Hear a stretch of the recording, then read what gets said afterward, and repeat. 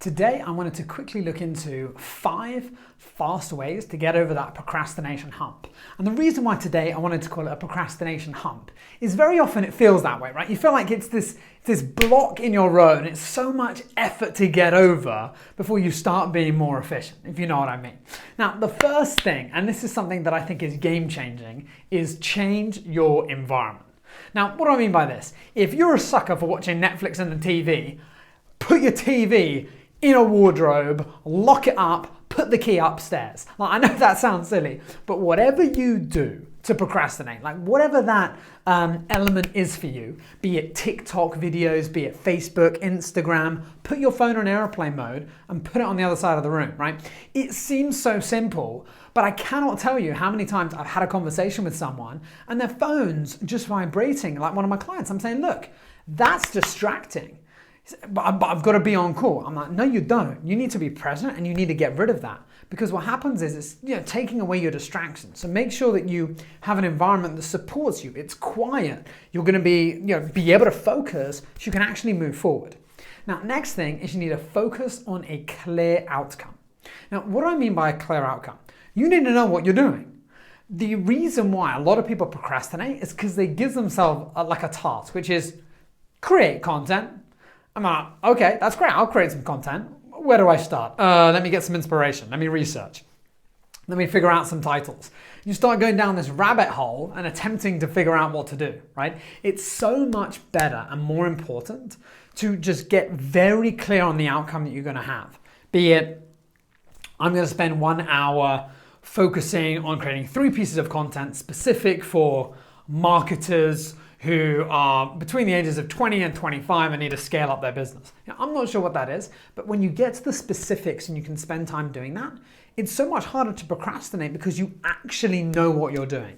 So make sure you have that focus. Next, the next step, the amount of people that I see procrastinating because they're attempting to take on this huge task, right? For example, someone I'm chatting to at the moment who's splitting up a huge company. They don't know where to start. So if they don't know where to start, how can they possibly take the next step? So what happens is we just put it off, we put it off until we have to get something done and then we rush it and it stresses us out.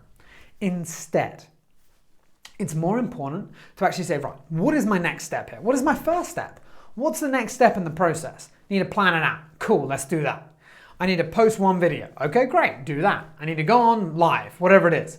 I'm not sure what that is, but that next step will be game changing. If you're there like thinking, oh, what do I do? Just focus on what's the next step. I'll just probably get up, turn the computer on. Okay, cool, do that. Suddenly you're moving forward. That's how you do it. It's not pushing against this hump, right? But actually it's just going around it, doing something different, taking that first step, and it'll help you move forward.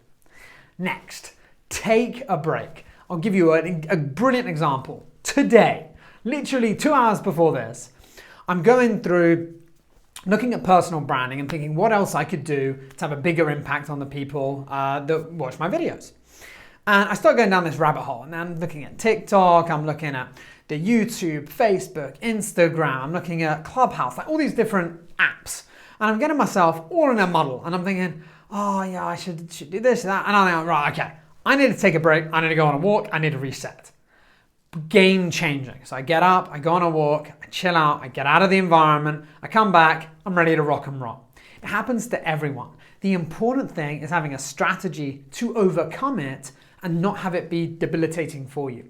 This is not about I'll never procrastinate again. This is about saying, okay, I'm noticing this happening, let's do something to overcome this. Really, really important.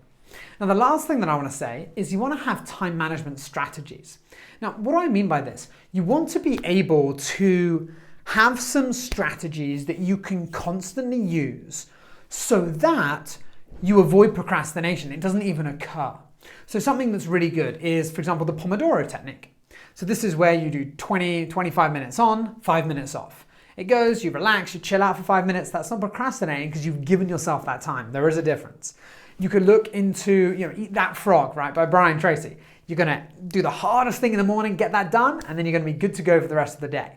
Next, planning your day at exact times, knowing when you're going to do different tasks.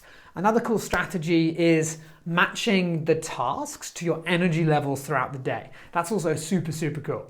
So definitely look into time management stuff. If you haven't looked into some of our stuff, like I definitely recommend checking that out. We've got some amazing time management tools and steps and courses, so you can always reach out and you can check that out. But in the meantime, make sure to use those 5 steps, go through them, overcome procrastination, and get over that hump today.